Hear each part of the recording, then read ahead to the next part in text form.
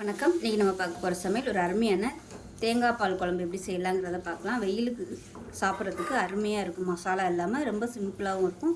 நல்ல ஒரு ஆரோக்கியமான ஒரு ரெசிபி. வாங்க எப்படி செய்யலாங்கிறத பார்க்கலாம். இப்போ ஒரு மிக்ஸி ஜார் எடுத்துக்கலாம். மெஷரிங் கப்பில் ஒரு 1/2 கப் அளவுக்கு துருவன தேங்காய் சேர்த்துக்கலாம். 2 டேபிள் ஸ்பூன் பொட்டுக்கடலை சேர்த்துக்கலாம்.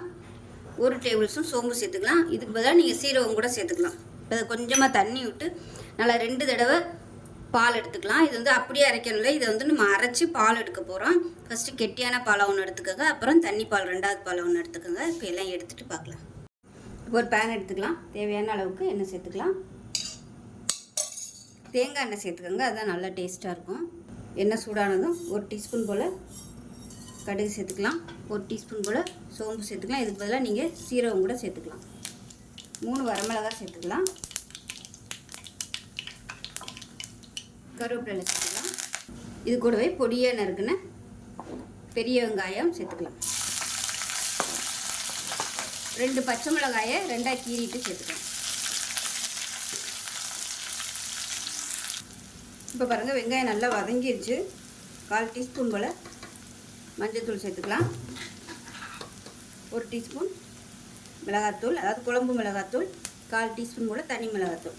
இப்போ எல்லாத்தையும் நல்லா வதக்கிக்கலாம். இப்போ நல்லா வதக்கி விட்டுட்டு மீடியம் சைஸாக ஒரு தக்காளி பொடியாக கட் பண்ணதை சேர்த்துக்கலாம்.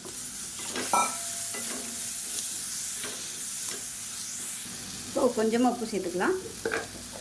சேர்த்துட்டு நல்லா வதக்கி விட்டுக்கலாம். தேவைப்பட்டால் கொஞ்சமாக தண்ணி சேர்த்துக்கலாம்.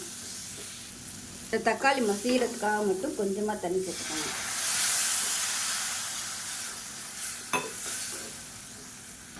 இப்போ தக்காளி நல்லா மசிஞ்சு வந்துருச்சு. இந்த ஸ்டேஜில் நம்ம எடுத்து வச்சுருக்க 2வது தேங்காய் பாலை சேர்த்து கொதிக்க விட்டுக்கலாம்.